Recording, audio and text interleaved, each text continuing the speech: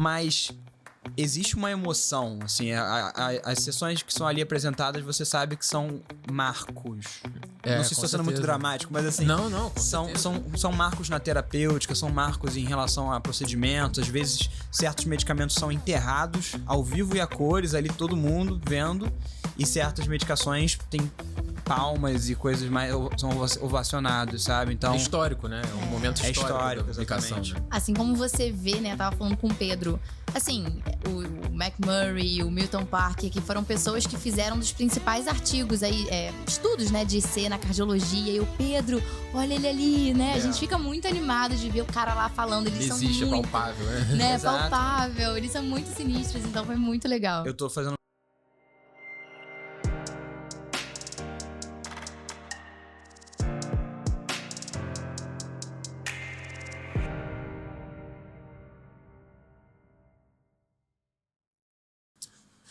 Bom dia, boa tarde, boa noite. Sejam bem-vindos a mais um episódio do Café com Contraste, o podcast que leva para você um conteúdo bem interessante e bem descontraído sobre cardiologia, medicina e tecnologia.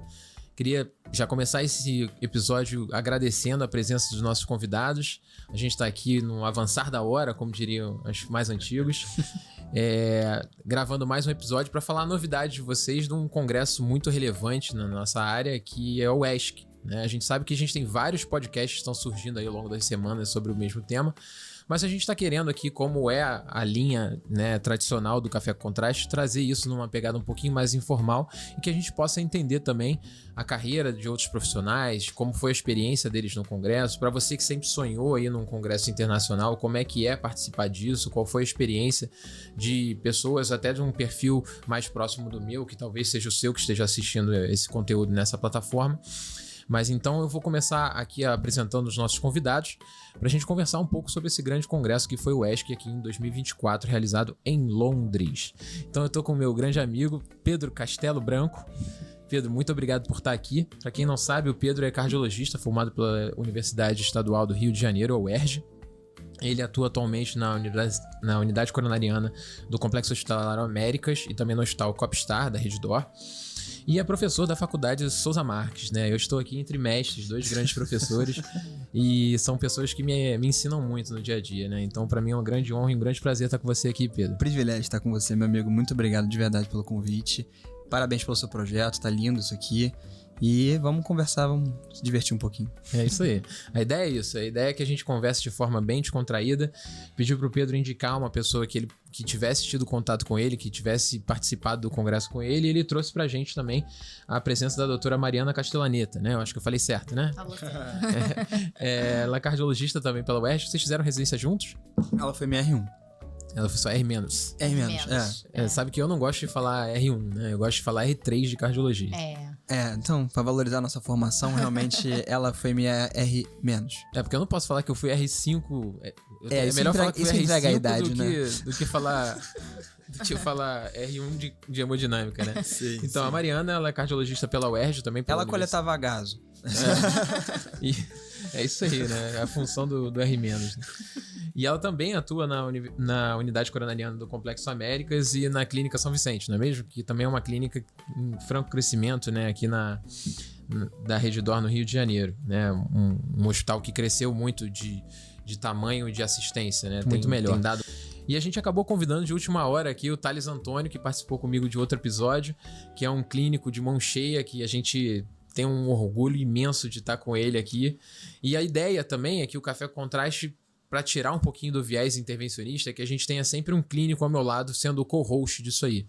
Aliás, eu nem sei se eu me apresentei direito para vocês. Meu nome é Luiz Felipe Monsanto, eu sou host aqui do Café Contraste, que é um produto do Manda Pro Cat que traz pra gente esse conteúdo nas plataformas como YouTube, Spotify, para que você possa escutar quando você tá na academia, estudando ou no trânsito do dia a dia. Então, Thales, muito obrigado por estar aqui com a gente. Agradeço, Monsanto. Obrigado mesmo, cara. O Thales, ele fez clínica médica, fez residência, a gente falou disso no outro episódio.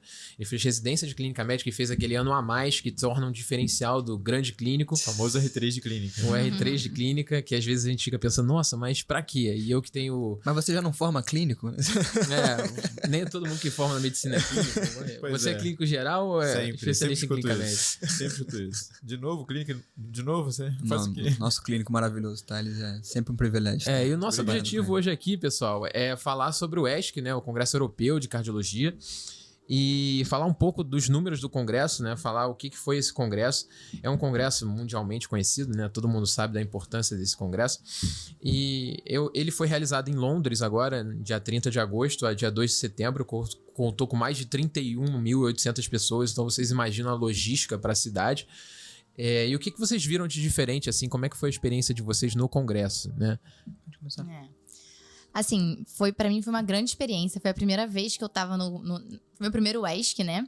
Tava comentando com o Pedro que algumas coisas que me chamaram a atenção, eles têm uma pegada muito voltada pra sustentabilidade. Então, eu achei isso muito legal. Então, várias coisas, assim, eles evitavam você ter copo de plástico, ter coisas de plástico, eles incentivavam você levar seu copo. Então, acho que é uma coisa que vem acompanhando aí a pegada que a gente tá vendo realmente no mundo, né? Essa mudança. Eu achei isso bem legal. A questão das comidas mais saudáveis em congresso, principalmente quando a gente compara com os nossos congressos, né? Que é Big Mac ali no Simpósio Satélite. Acho que pra aquela população que tá assistindo que não frequenta esses congressos aqui, é comum que os simpósios satélites que sejam oferecidos pelas indústrias farmacêuticas nos congressos ofereçam alguma coisa para as pessoas almoçarem. E existe esse hábito nos congressos nacionais e estaduais e regionais de que sejam umas comidas atrativas, né? E isso são hambúrgueres e comidas que para um congresso de cardiologia rola muita crítica, né? Concordo. Então, a gente foi... Acho que foi a primeira vez que eu fui num congresso que realmente o simpósio satélite tinha uma comida saudável, realmente. E o que era, efetivamente, assim? Tinha macarrãozinho saudável, salada, um sanduíche natural, um suco. Então, assim, bem diferente, né? Então, foi bem legal isso. Foi legal. Me marcou também essa questão do intercâmbio cultural com o mundo todo, sabe? Eu acho que o American College é um congresso gigantesco, mas talvez a ESC esteja ultrapassando um pouquinho nos números e é um intercâmbio incrível de ver pessoas de todos os cantos do mundo, todas as religiões, todos os credos e todas as etnias e todo mundo ali pelo mesmo intuito, sabe? Que é aprender cardiologia, discutir cardiologia. Então acho que eles foram muito felizes em promover esse ambiente de troca mesmo, sabe? É tudo bem pé no chão, assim, é tudo bem de troca. Eles, inclusive, alguns stands de apresentação, eles tiraram o palco completamente. As pessoas apresentavam no mesmo chão. No plano, sim? No plano. Interessante isso. Alguns eles tiraram cadeiras para que todo mundo ficasse em pé, tinha um microfone e as pessoas ouviam. Estrutura tecnológica, áudio, visual impecável, assim, eles criam pequenos ambientes para essas pequenas salas em que os falantes são completamente direcionados para aquelas pessoas que ali estão. Então, se você passa fora daqueles stands, você não tá ouvindo nada. Mas se você entrar ali dentro, você vai ouvir perfeitamente a apresentação. Então, tecnologia, logística... O aplicativo, o aplicativo... Geralmente, esses aplicativos de congresso também trava, né? Então, lá você conseguir sincronizar com a agenda do seu celular, para marcar a aula que você quer, do assunto que você quer, dos speakers que você quer ver. Então, assim, bárbaro. Realmente foi um privilégio estar lá. E essa aqui apresentou também, apresentou. Exatamente, teve uma palestra de um caso clínico lá do Hospital Américas, né? Que eu acho que eu consegui contribuir alguma coisinha com a apresentação, mas brilhou lá. O Pedro me ajudou com os slides, foi incrível. E foi sobre o quê? Foi um caso do nosso hospital, que a gente lá do Américas, né? Que era um caso sobre uma síndrome de Brugada mascarada depois de um choque elétrico. Então a gente mandou pra lá, foi aceito. Então foi bem legal também essa oportunidade de apresentar lá. Parabéns, hein? E aí, uma grande oportunidade de um congresso de renome, né? Isso que o Pedro falou a respeito das salas um pouco mais abertas, mais inclusivas, né? A gente sabe que o congresso, principalmente para quem é mais jovem, às vezes até os internos, os acadêmicos, ele tem um perfil um pouco hostil, né? Daquele cara que você vê aquela pessoa que às vezes é um pouco mais tímida, ela senta lá atrás, ela fica um pouquinho mais acuada ali, e às vezes isso não desperta muito interesse, né? Durante E o que eu acho interessante é, por exemplo, no Congresso Brasileiro de Cardiologia Intervencionista, né, que foi o congresso que foi realizado em Fortaleza agora, justamente foi assim também, era bem aberto e a gente tinha um local onde você tinha 4 ou 5 salas simultâneas e aí você botava um fone. Sim. E aí você poderia transitar, você estava aqui assistindo aquela aula do Pedro, mas eu quero ouvir a aula da Mariana, você só trocava o canal ali e ficava no mesmo lugar assistindo Interessante. Que legal. um material Muito diferente. legal. Tá. E o próprio Training Village, que foi a parte que eu participei mais no congresso, que era a parte de simulação, Uhum. a ideia é que ele fosse bem imersivo, então ele foi construído no meio dos estandes ali dos expositores ali da indústria, né? Espetáculo. Para que a gente tivesse aquela interação ali das pessoas que estão passando de uma sessão para outra e acha interessante, o que é essa válvula aqui, o que é esse stent e tal, o que eles estão fazendo, a gente secando coração de porco ali ao vivo enquanto as pessoas passavam e aquilo ali despertava interesse, era só mudar o canal ali e ouvir o que a gente estava falando e tal. É porque eu acho que a nossa atenção hoje é muito dinâmica, né? A gente tá cada vez mais ficando 2 horas dentro de uma sala, às vezes.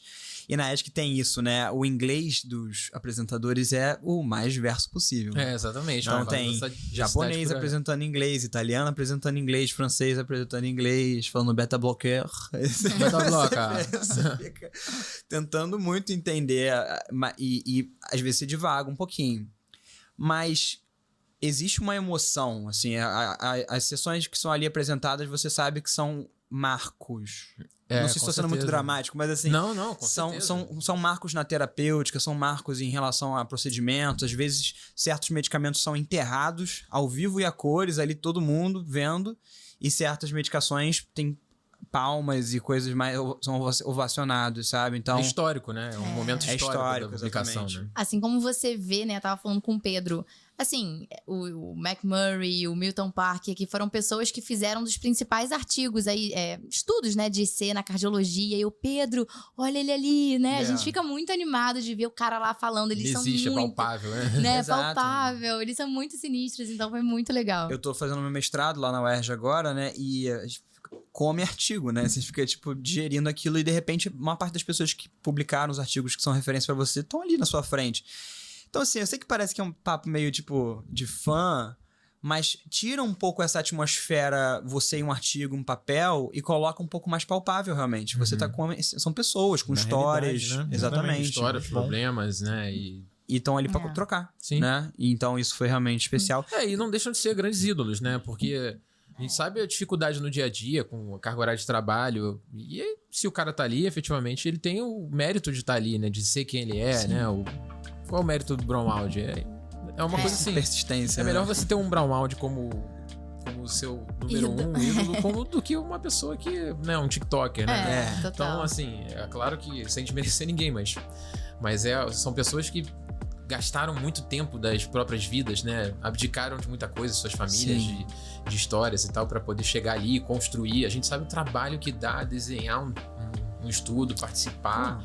E às vezes existe uma resistência, inúmeras resistências, né? Quantos empecilhos a gente vê com o paciente, financiamento.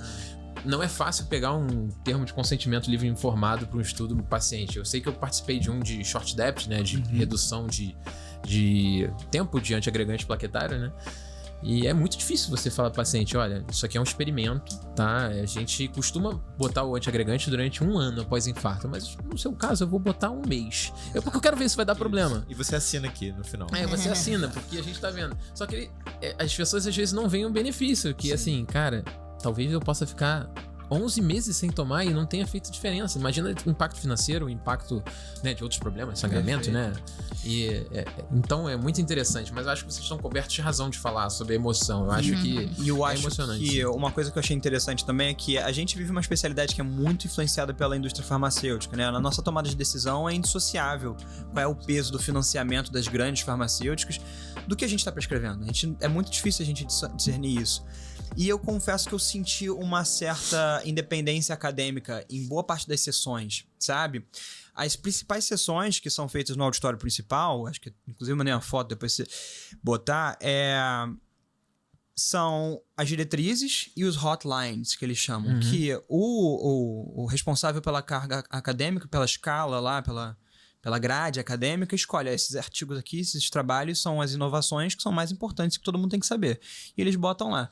E a agenda geralmente é o PI, né, o principal investigador lá do artigo, e depois um amigo meu, o Pedro Ribeiro, falou assim, depois vem o batedor. Depois vem uma pessoa independente do estudo para criticar o que tiver de criticar, sabe? E quando é mal feito e quando tem viés, eles falam, cara. Eles criticam e é mesmo. feio, assim, é um verdade. bafafá, É mesmo? assim, é uma... Fofoquinha. Você fica assim, caramba... que tá Você fica com pena da pessoa. Assim, e eu fico feliz de que a gente não tá tão vulnerável assim, porque... Óbvio que o intuito desse podcast aqui é a gente conversar, é uma conversa, realmente é mais um bate-papo. Mas o cardiologista, eu acho que todo profissional médico hoje em dia tem que ter um senso crítico em relação ao que está sendo publicado. Com né? certeza. Quais são os vieses naquele estudo, o que eu estou passando para o meu paciente. E eu me senti protegido, entre aspas, por ter esse batedor ali, por ter esse formato, sabe? Isso foi uma coisa muito legal. Isso faz parte da formação nossa, né? Com certeza. Ser crítico. A gente pensa muito nisso. Quantas resistências a gente teve, né? A gente sabe que a medicina muda muito, né? Mas quantas resistências a gente teve para retirar a aspirina na prevenção primária? Sim, eu não fico confortável hoje em dia, um paciente de consultório, retirar 100%, assim, um paciente de alto risco. Sim. É difícil, né? É difícil você fazer isso, né? Total. Então... acho que você ter alguém ali para criticar do ponto de vista metodológico ou inventar novas perguntas que às vezes os investigadores não pensaram, né? Quantos mais cabeças pensantes ali, Exato. Tem que ter alguém com coragem que tá ali como tabelista ali para falar, né? Exato. Então, acho que... E eu acho que ficar desprovido de qualquer favoritismo, né? Às vezes a gente vai ver um lançamento de um estudo que tá todo mundo com uma baita expectativa e rola um certo... Eu acho que o processo científico, né? Ele é desprovido de qualquer favoritismo. Ele é... Se você pega uma hipótese, você refuta essa hipótese e você tá atrás da verdade. Sim. E mesmo que a verdade não seja aquela que o fabricante quis, é uma verdade importante pra gente. Sim. Que ela seja publicada, que ela seja exposta. Sim. Então, esse respeito com o método científico, com o ambiente acadêmico, que eu acho que a gente viu lá, né? Me deixa esperançoso. Bom, mas voltando à nossa questão toda aqui, vocês falaram aí, né, que existem pontos ápices, assim, do Congresso, né? Que quando eles falam sobre os hotlines, né? Sim. O que mais vocês dizem do ponto de vista de estrutura? Como é que funcionava essa dinâmica no Congresso? Existia um horário, um momento específico que eles falavam sobre essas novas diretrizes? E o que vocês acham interessante da gente comentar hoje aqui? Fala aí. Eles tentavam organizar tudo de uma forma que ficasse os temas mais agrupados. Então, os artigos que eram mais importantes em fibrilação atrial foram expostos no dia que tinha diretriz de fibrilação atrial e que seguia uma linha de raciocínio da área da cardiologia. Isso era bem legal, isso era muito bom, porque você ficava na vibe do que estava sendo exposto ali. E foram 5 diretrizes, né, que foram expostas. Aqui fica a gente ressaltando sempre que não eram 120 páginas cada uma, mas esse ano foi a diretriz de doença arterial coronariana crônica, o que para muita gente ainda é terra de ninguém, né? De hipertensão nova, que deu bastante o que falar, de aorta... Então agora é 12/7, não é mais 12/8. Pois é, então inclusive... Tem gente tendo que mudar o nome de empresa aí. Aliás, vou mandar um abraço aí pro meu grande amigo Vitor Benfica, que é o diretor dessa plataforma incrível que é o 12/8, tá? Esse é só um disclaimer aqui do nosso apreço por essa plataforma que eu divulgo e tenho muito orgulho de dizer que eu sou amigo pessoal do Vitor Benfica e de alguns da plataforma 12/8 Cardiologia, que é fantástica. Sim, são excelentes mesmo. E além disso, a defibrilação atrial, que eu acho que foi um ponto importante. E o que foi importante foi o posicionamento sobre obesidade, né? Que isso eu achei bem interessante. Foi bem ousado da parte de uma diretriz de cardiologia lançar uma diretriz, um posicionamento sobre obesidade. Vocês estão entrando em vários territórios, né? Isso que eu tava falando com a Mariana. Exatamente. Cada vez mais o cardiologista entra no território de obesidade, diabetes, o que faz muito sentido. Eu acho que faz muito sentido. Confluem, né? Eu acho que são áreas confluentes, né? Sim. Acho que hoje em dia todo mundo tem falado muito, essa frase pega bastante, que não adianta ser um cardiologista, você tem que saber de cardiometabolismo também, né? Saber das drogas metabólicas, como tratar melhor o doente. Afinal, a gente não tá aqui pelas complicações, a gente tá pela prevenção também. Então, eu acho que por isso que A Sociedade Europeia tem feito um bom trabalho nisso. A Mari, inclusive, deu uma revisada nessa parte da obesidade mais polêmica, né? E o que tem de novo aí em relação a essa... Foi muito interessante essa diretriz de obesidade, né? Esse statement, né, que eles falam. Porque eles entraram em vários méritos, né? Desde os fenótipos do paciente obeso, que às vezes confunde com os pacientes de Cefep. Desde as drogas anticoagulantes para o paciente obeso, que é uma dosagem diferente do que a gente está acostumado, muitas delas. Arritmia no paciente obeso. E enfatizou muito a importância do cardiologista sair ali da inércia terapêutica. Então, o paciente obeso não é mais, vai emagrecer, vai para... Não, a gente tem que começar a tratar esses doentes. Então, eles falam de drogas pra gente tratar, pra gente ajustar a dose, né? Tá na mão do cardiologista isso também. Porque a gente sabe que essas drogas, hoje em dia, elas não são mais só pra emagrecer, elas mudam de desfecho, né? Então, elas diminuem hospitalização por IC, elas diminuem mortalidade, né? Então, a gente tem aí os análogos de LP1, né? Então, a gente tem drogas, né? Que cada vez mais mostrando evidência aí pra gente como desfecho cardiovascular. Então, foi bem interessante, né? Foi uma coisa que a gente estava falando com o Pedro, né? Essa questão da atividade física. Aumentou um pouco o tempo da atividade física, que antes era 150 minutos por semana de atividade moderada. Agora é de 150 a 300 minutos de atividade moderada. 300 é bastante coisa, hein? Pois é. Fico preocupado, né, Monsanto? De 75 Eu faço isso num dia do longo. a 150 de atividade intensa. E eles enfatizaram a importância dos exercícios resistidos também, de 2 a 3 vezes na semana. Isso é muito importante. Muito importante, né? O uso dos wearables, né? Então, aqueles... Seja relógio, né? Seja o polar, para você monitorizar seus passos. A frequência cardíaca também. Então, isso é uma coisa legal. Isso como um fator de incentivo para o meu paciente para poder fazer mais exercício. Então, isso foi bem legal também. Enfim, e é isso. Fala muito sobre a gente sair da inércia, né? Atuar mais no cardiometabolismo, ir lá tratar meu doente com obesidade. Fala das drogas, do liraglutide, do semaglutide, que a gente já tem muito estudo, né? Inclusive com desfecho em C. Então, foi bem legal. Sim. É impressionante como é que a gente tá tendo isso, né, com muita frequência hoje em dia, né? Medicações que são desenhadas para uma coisa, só que trazem benefícios tão grandes para outras, né, que acabam virando o carro-chefe, né? É o caso, né, dos inibidores SGLT2 nos pacientes com insuficiência cardíaca, né? Sim. Ninguém imaginava há 5 anos atrás que eles iam fazer parte do quarteto fantástico ali no tratamento. Exato. Então, hoje em dia, é muito medular pra gente prescrever isso, né? Sim. Mas há 4, 5 anos atrás a gente não pensava nisso, né? Ainda mais no doente não diabético, né? Existe uma resistência, né? Doutora, eu não sou diabético, mas você tá me passando um hipoglicemiante? O que é isso, né? Sim. Até você explicar, né?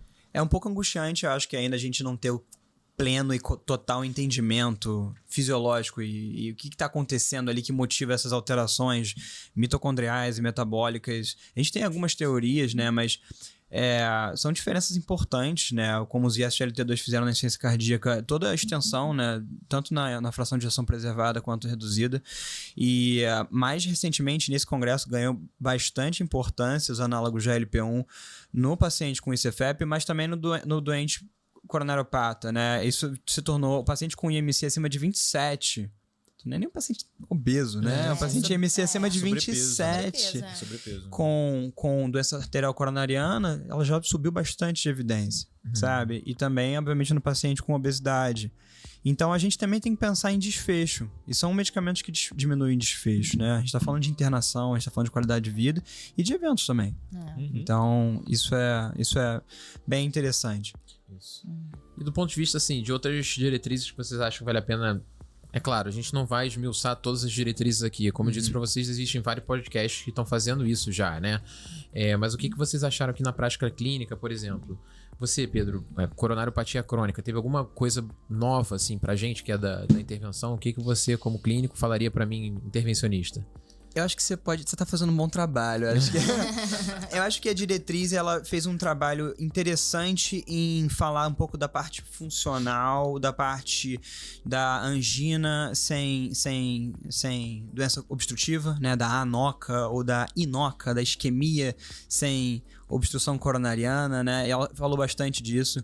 Entrou bastante no mérito de mecanismos fisiopatológicos, seja de uma vasodilatação inadequada, ou de uma vasoconstricção inadequada, ou seja, por um vasoespasmo epicárdico. E ela entrou bastante nesse mérito. Eu achei isso muito legal. Porque eu acho que eles inclusive usaram na diretriz uma imagem de uma ponta de um iceberg. Que a gente frequentemente pega o paciente que é a pontinha do iceberg, é a doença arterial coronariana obstrutiva. É aquele final de toda a cascata. A gente não tá falando de disfunção endotelial, a gente não tá falando dessa vasodilatação anormal. Então, Microcirculação. exato. Aí você vai lá e você, como um hemodinamicista objetivo, fala, tá, mas e aí? Aí a gente realmente tá um pouco sem opção, vai acabar caindo nos mesmos, na ranolazina, na trimetazidina, que inclusive caiu de evidência. Isso foi uma coisa que me incomodou um pouco. O nosso, não sei se pode falar, o Vastarel, né?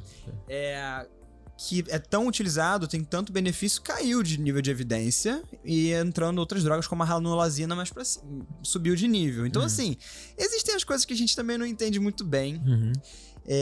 Mas em termos de estratificação, eles propuseram um novo método de estratificação com um novo score lá da própria diretriz.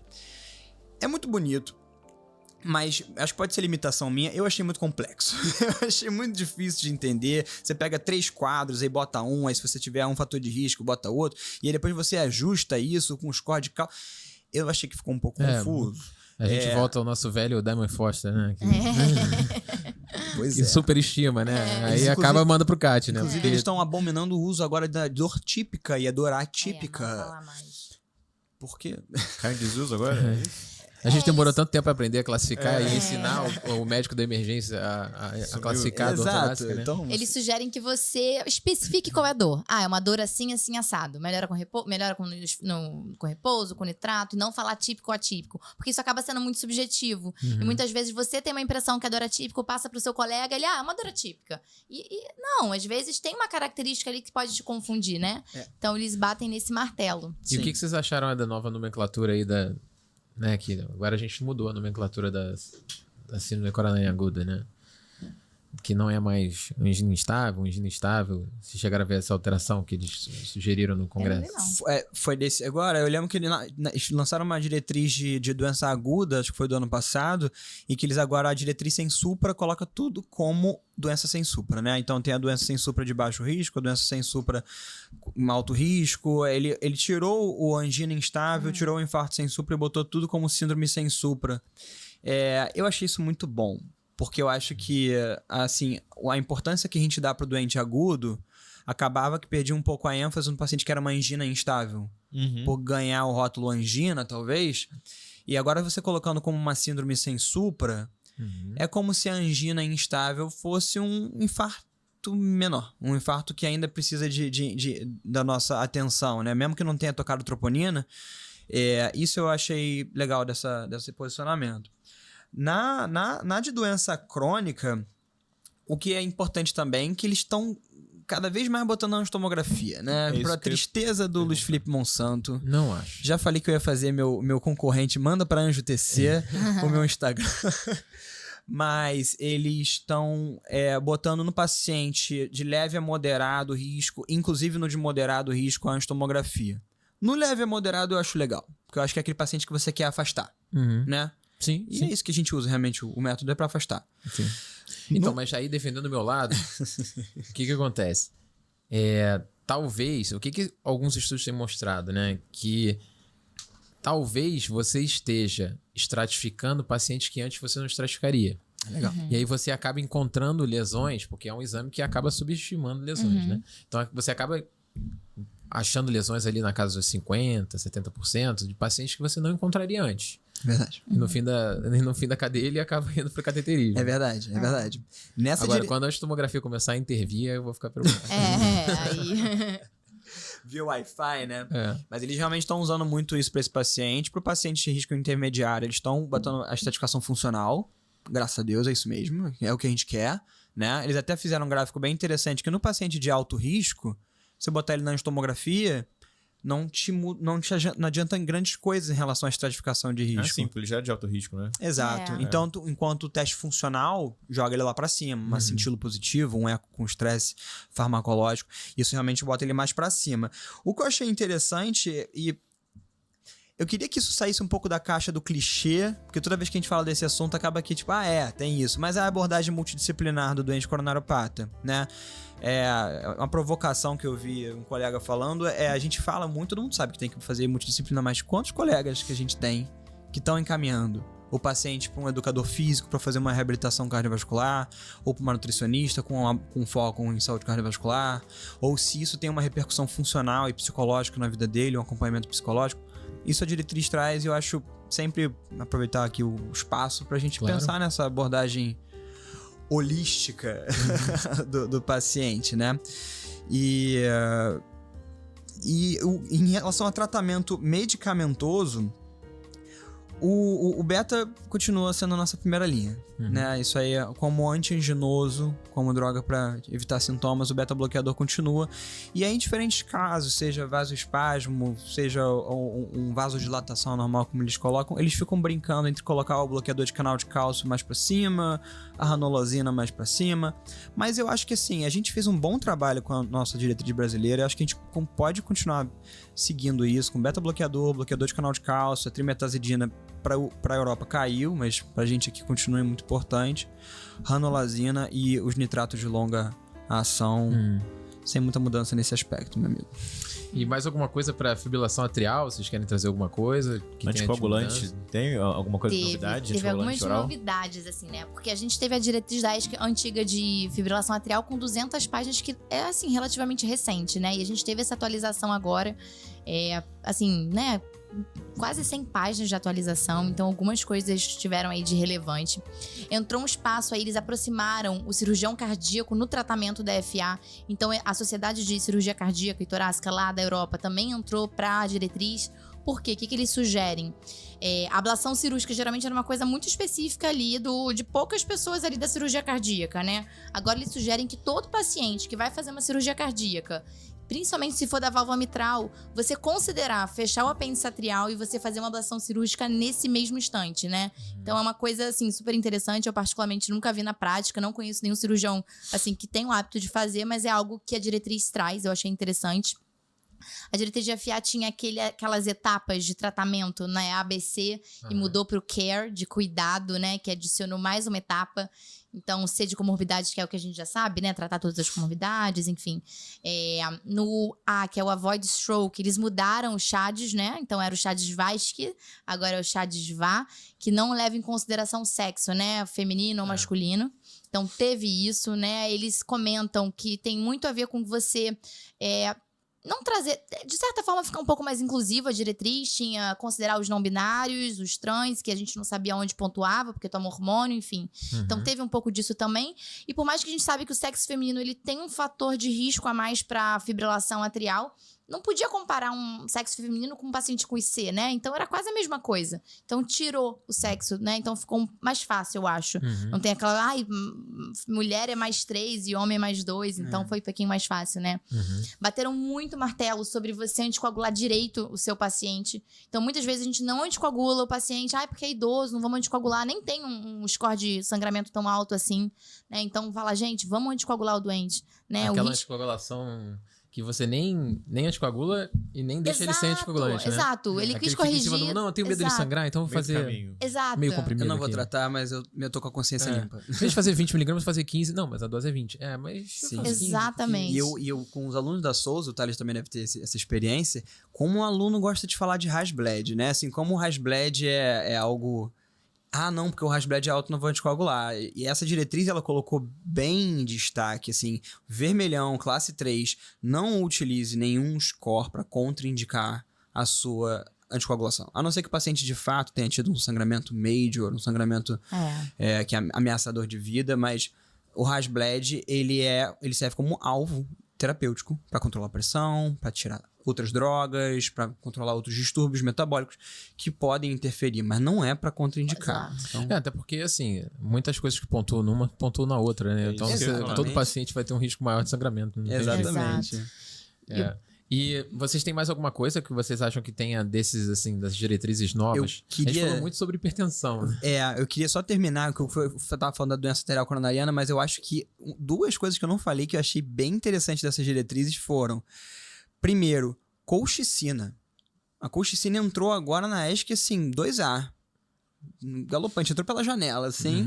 O estudo Low-Doco, né? Tipo, colocando que realmente uma doença inflamatória, né? É uma doença ateroinflamatória. Então, assim, esse componente inflamatório está sendo cada vez mais estudado. tiveram esses estudos como o Low-Docal que mostrou que realmente houve uma redução de eventos, então a colchicina entrou na diretriz de doença arterial coronariana e, dado o estudo... Qual é o nome do estudo? Clear Outcomes, do ano passado. Os nomes são maravilhosos. Né? Os nomes são maravilhosos. Low-Docal é ruim de falar, né? Mas esse estudo do ácido bempedóico, né, que colocou no paciente que é intolerante à estatina, não conseguiu controlar o LDL, porque a coronariopata é um paciente de muito alto risco, não conseguiu controlar com a ezetimiba, entrou aí o ácido bempedóico como mais uma opção no tratamento junto com a ezetimiba para tentar controlar essa meta de LDL desse doente. Eu achei isso bem interessante, mais uma opção pra gente, tá? E a diretriz também diz que não há benefício nos ômega 3 de farmácia, de porque a dose que você teria que fazer... A dose do EPA, não é isso? Exatamente. Muito alta. Exatamente. Você vai tomar 20 comprimidos aí, né, diariamente, né? É. Um frasco vai com 60 vai virar cada um 3 peixe, dias. basicamente. Mas da hipertensão, então, só fechando essa parte das diretrizes, não sei, acho que a gente fez um bom trabalho aqui no Brasil, acho que a nossa diretriz é muito boa, sabe, assim... Não acho que tem relevância prática, assim, essa questão de 12/7, 12/8, Exato. eu acho. Eu tenho muita dificuldade no meu dia a dia, o pouco de consultório que eu faço, eu acho que eu tenho um pouco... Acho que eu tenho um pouco de dificuldade de acreditar nisso, porque é uma coisa tão dinâmica, né? muito Eu vou aferir a dinâmico. pressão aqui agora, dá 12/8. Eu vou aferir de novo, vai dar 12/9. Exato. Eu acho que eles estão fazendo um bom trabalho de desmistificar aquela história de essa pressão é baixa pra mim. Quantos pacientes a gente já não ouviu sim, falando sim. assim, não, mas 12/8 é baixo pra mim. E eu acho que eles estão fazendo um bom esforço em desmistificar isso, eu acho isso legal. Porque a gente tem alguns estudos hoje que mostram que populações indígenas que não são expostas ao nosso estilo de vida, né, com uma dieta rica em sódio, eles mantêm um nível pressórico mesmo com envelhecimento estável. E ficam lá com 90 de sistólica, com 100 de sistólica, e estão ótimos, entendeu? Então, eles dizem, né? A Sociedade Europeia diz que, com base em estudos que mostram que existe um risco cumulativo com uma pressão acima de 90, assim que ela vai subindo, uma sistólica acima de 90, já vai ocorrendo um risco cumulativo. Com isso, eles colocaram o 12/7. Só para quem não pegou isso, eles tiraram o ótima, normal, pré-hipertensão, tudo isso que a gente tem na nossa diretriz e colocaram como pressão não elevada abaixo de 120/70, pressão elevada 120/70 até 140/90 e hipertenso realmente o paciente com 140/90. Ou seja, eu com 122/72 vou estar com minha pressão elevada, segundo eles. Mas em relação ao tratamento, Não muda. Não muda. 140/90, eles preferenciam muito o método diagnóstico fora do consultório. Eu acho que isso é uma coisa muito legal. Eles não falam absolutamente nada sobre a automedida da pressão arterial, que foi algo que o Brasil cresceu bastante no contexto da pandemia, com a telemedicina, né? A gente tem feito bastante, encorajado bastante os pacientes a medirem a sua pressão e registrarem de uma forma minimamente satisfatória. Os aparelhos estão mais validados também, né? Sim. Antes a gente não confiava tanto nos aparelhos quanto a gente confia hoje, né? Estão Isso muito foi bem uma mudança calibrados e tal. importante nos últimos anos. Exato, exatamente. E isso acontece todo dia, com todo mundo, todo consultório tem esse estímulo a isso, né? Então acho que quanto mais a gente colocar isso em diretriz, validar a automedida, ter valores mais concretos baseados em uma literatura mais robusta, a gente vai se sentir mais tranquilo de chamar o paciente para próprio cuidado, para próprio incentivar, né? Ele ali tá medindo, Exatamente. Muito bom. Em relação à da hipertensão, isso é uma coisa que eu achei também polêmica. Primeiro, todo hipertenso investiga hiperaldo. E Todo? polêmico isso, hein? Investigar hiperaldo. Todo. Mas você acha que isso é viável a nível de saúde? Não é viável. Nem pública, né? Eu acho que talvez nem saúde suplementar seja viável. Né? Primeira que eu achei polêmica é. Segunda polêmica. Como é que a gente pensa na hipertensão secundária, né? Tem que pesquisar no paciente refratário, né? Tem que pesquisar... No refratário não, desculpa, no resistente. E tem que pesquisar naquele que abre antes dos 30... Depois dos 50, assim que a gente lembrava, né? Não, ainda mais com assim, o estilo de vida que as pessoas estão levando hoje em dia, né? O aumento da obesidade. A gente sabe que isso acaba cada vez mais sendo mais precoce, né? E nisso eles chamam um alô pros médicos do sono, medicina do sono. O paciente que é obeso tem menos de 40 anos, a gente já tá pensando numa causa secundária, polissonografia seria aquele principal exame, o primeiro exame que a gente iria pedir, antes até mesmo da pesquisa da da atividade renina plasmática, da dosagem de aldosterona. Enfim, como eu disse, acho que a gente está muito bem parado com a nossa diretriz brasileira. Acho que a SBC fez um excelente trabalho e acho que talvez a gente consiga extrair alguns dados disso, mas estamos indo bem. Eu acho assim, com o avançar da hora aqui, a gente não vai conseguir abordar todos os estudos, até porque é muita coisa, né? Eles se prepararam aqui para trazer uma série de estudos pra gente que foram muito interessantes, assim, muito impactantes. Mas até para não ficar maçante, né? Acho que é difícil cada estudo, a gente teria que falar um por um. O que vocês têm de estudos, assim, que vocês acham que marcaram mais a atenção de vocês, assim, durante o congresso? A gente teve um estudo que foi o Helios-B, que trouxe o Vutrisiran, que é uma medicação para tratar a amiloidose ATTR, né? Então, é uma amiloidose que está crescendo cada vez mais no paciente idoso com ICFEP, que até então a gente só tinha o Tafamides, e agora a gente tem uma nova medicação para tratar a amiloidose ATTR. Eu achei que muito bom, né? Teve um resultado, assim, excelente. Eu acho que é promissor aí no tratamento, e até em conjunto com o Tafamides, né? Sim. No tratamento da amiloidose. Mudou a mortalidade, né? Hoje em dia, quando tem um tratamento, muda a mortalidade. Né? E é uma doença de prognóstico, assim, ruim. Exato. E é muito ruim você ter um prognóstico ruim sem nenhum tratamento, né? Exatamente. Pois A gente entra quase num caso oncológico, né? A gente não tá acostumado com esse tipo de coisa, né? Exatamente. Eu, como intervencionista, tenho aquele viés de intervenção, né? Eu Dá quero vontade de tirar fazer ali, alguma coisa. fazer alguma coisa. Não posso ver um vaso fechado. Então, Acho que também nesse mérito de pouca opção terapêutica, a gente teve o estudo Fine Arts, que na minha opinião, humilde opinião, foi acho que um dos mais importantes do nosso congresso, do Congresso Europeu, no caso, que colocou a finerinona, que é um antagonista de receptor mineralocorticoide, tipo um primo mais moderno da nossa boa e velha espironolactona, só que ele é não esteroidal. Então, teoricamente, dá menos ginecomastia, também pode oferecer um pouquinho menos de hipercalemia. Já tinha um impacto importante na doença renal crônica. E agora fizeram um estudo Fine Arts que pegaram a população com ICFEPs. Foram 6.000 pacientes randomizados. Nossa, muito bom. Bem legal. E mostrou realmente aquele desfecho composto que a gente já conhece, né? De morte e internação por causas cardiovasculares, que no final das contas é a internação reduzida que puxou o desfecho primário para ser realmente significativo. O que eu acho interessante desse estudo, só para falar rapidinho, é que a gente já tinha uma ideia de que a espironolactona poderia ajudar no paciente com ICFEP, né? Lá atrás a gente teve o estudo TopCat, que foi conduzido nessa população, que teve 2 braços, né? Alguns braços, mas o braço Américas e o braço ali leste europeu, Geórgia, Rússia, que acabou sendo um estudo neutro. Mas com subanálise desse estudo, a gente viu que no braço Américas houve se fosse uma análise pós-hoc, né? Então, teoricamente, isso não serve para gerar uma verdade, somente levantar hipóteses. Mas naquela subanálise, teria evidência que a espironolactona poderia ajudar. E aí eu achei interessante que, em vez de fazerem o apresentador do artigo e o batedor, fizeram um outro como mostrar uma meta-análise. Com o Fine Arts, da finerinona, e com o TopCat. Botando o nível, assim, já não, gente, não é um estudo só, já foram 2 estudos. Sim. Já vamos subir meu nível de evidência aqui, por favor. E na hora de fazer a conclusão da apresentação, finerinona se mostrou eficaz. Então, assim, eles usaram do TopCat pra tentar subir o nível de evidência ali, meio que no efeito de classe, mas na hora de concluir, não apareceu esse efeito de classe. Apareceu a finerinona como medicação para essa população com ICFEP. Aí eu abro pro nosso amigo telespectador tirar as conclusões em relação a gente tem a espironolactona como uma droga distribuída pelo SUS gratuitamente.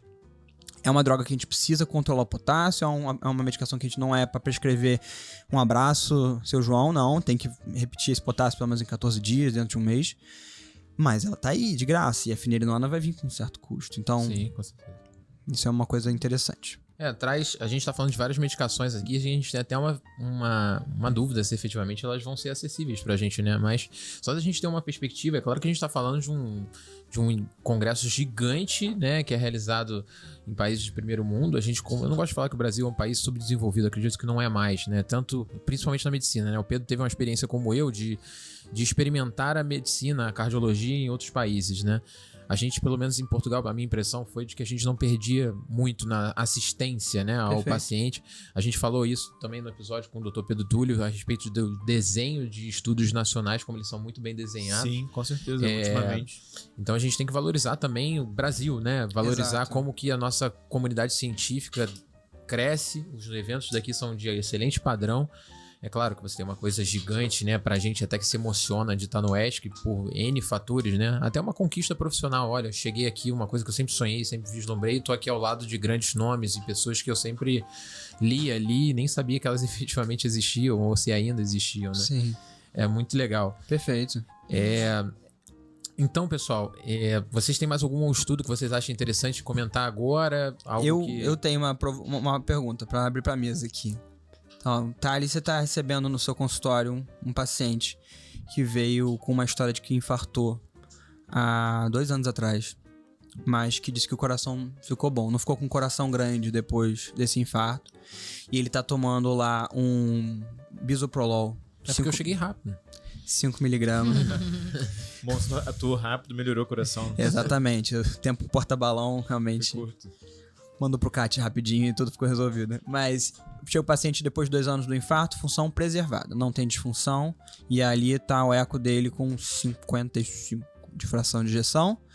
E ele tá usando esse beta. Você tira, você deixa o beta. A minha ideia é manter, né? Manter o medicamento que... O time que tá ganhando não se mexe? Time que tá ganhando não se mexe. Eu acho essa frase espetacular. O que você tem? Time que tá ganhando não se mexe? Então, é difícil, né? Pelo menos na minha conceito. Não. Pensa muito não.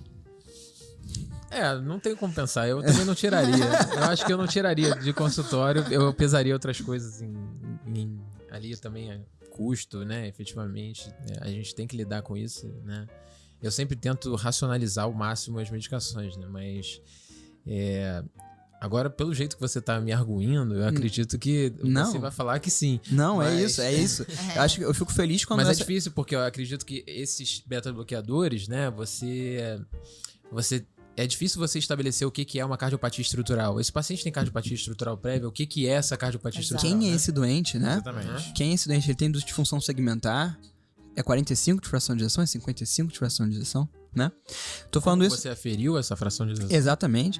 Eu tô falando isso porque o estudo ABIS, ou ABIS, foi um estudo francês que pegou pacientes que tiveram infarto com supra, se eu não me engano. Ele infartei com supre? Eu acho que eles não mencionaram isso, tá? Mas é um paciente que tinha síndrome coronariana aguda prévia, que ficaram com fração de ejeção preservada, e veja bem, ele coloca a fração de ejeção preservada como acima de 40. Ou seja, ele coloca dentro desse pacote aí o levemente reduzido. Sim.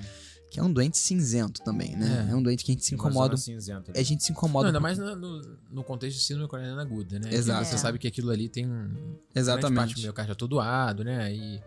E é um examinador dependente, né? Você ter cortes tão dicotômicos, né? Aí Sim. é muito Exato. difícil, né? E pega essa informação, de todo o estudo, 25% dos pacientes eram com fração de ejeção entre 40 e 50. Então já é aquele que você não vai querer tirar um biso, né? Tá lá com biso. E aí, média de tempo desde o infarto de 3 anos. Eles eram randomizados para tira aqui seu remédio, não vai tomar mais, e você continua. Abertão. Não deu placebo, não deu nada. Ia dar errado, né? Mas tira a longo prazo. Eu não cheguei a ler, eu li o... Perfeito. Não, Eu achei o que era uma desmame... interrupção durante a internação só. Não era internação. O cara teve um infarto, tá em casa. E aí ele tá Ah. sendo acompanhado no serviço. Você infartou? Infartei. Quanto tempo? 3 anos atrás. Então, beleza, vamos randomizar o seu pro estudo. Você vai pro grupo que vai tirar o beta, tá? Ah, meu remédio? Vai tirar. Ah, tá bom. Tá bom, doutor, é caro? Não... Abertão, assim, entendeu? Então, e como é que você tirou? Tirou de 2 em 2 semanas, reduzindo a dose no meio? A descrição do médico. Uhum. Tem gente que tirou de 1 hora, tem gente que tirou... O que aconteceu nesse estudo? Era um estudo de não inferioridade, que visava ver se eu consigo tirar o beta-bloqueador desse paciente que tem fração de ejeção preservada, acima de 40%. Não inferioridade seria, tirei, não deu problema. Ele não encontrou a não inferioridade, ou seja, foi inferior. Isso puxado por morte, por alguma coisa? Não, por internação cardiovascular. Então aí entra alguns viés, entendeu? O paciente tirou, se ele tomava um propranolol ou um atenolol, ele tirou um antihipertensivo, Será que a pressão dele ficou mais alta e descompensou a doença que ele já tinha? Né? É muito difícil avaliar. Quem era doente? Era um doente que tinha disfunção segmentar, era um doente que tinha 45 de fração de ejeção, 42 de fração de ejeção, né? Então, isso é uma coisa que acho que são as críticas metodológicas feitas a esse estudo, que vai de encontro ao estudo do ACC desse ano, que foi o Reduce-MI, que foi, infartou, ali no momento viu que a fração de ejeção está preservada. Vai para casa com ou sem beta. No Reduce, não teve diferença. Você pôde mandar o doente para casa sem beta, que não foi pior no grupo sem beta. Agora, você deixar o cara lá 3 anos, 4 anos com o remédio, tirar o remédio de uma hora para outra, realmente foi inferior. Então, acho que o Thales estava certo. O nosso querido das estrelas. Bom, pessoal, então eu vou aproveitar aqui esse belo desfecho do Pedro para encerrar mais um episódio do nosso Manda Pro Cat. Ali a gente tá vendo algumas imagens do congresso, né? Acho que eu até vi o Pedro passando ali com a sacolinha vermelha. Ele tava na fila, eu acho. Cheio de bugiganga. É.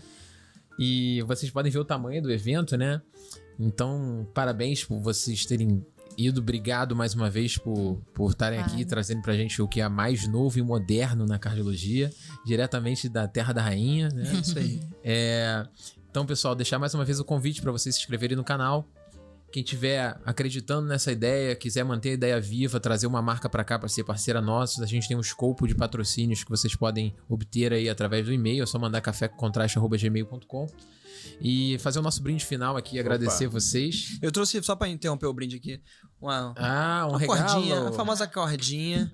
Olha só, é um congresso que não dava muito brinde pra gente, a gente que gosta de uma antigamente eu tinha que sair com um número de brindes que era o valor da inscrição do congresso, entendeu? Então esquece. Não, lá não rolava, então a minha cordinha do congresso vai pra dar um brinde. Dr. Luiz Felipe Monsanto.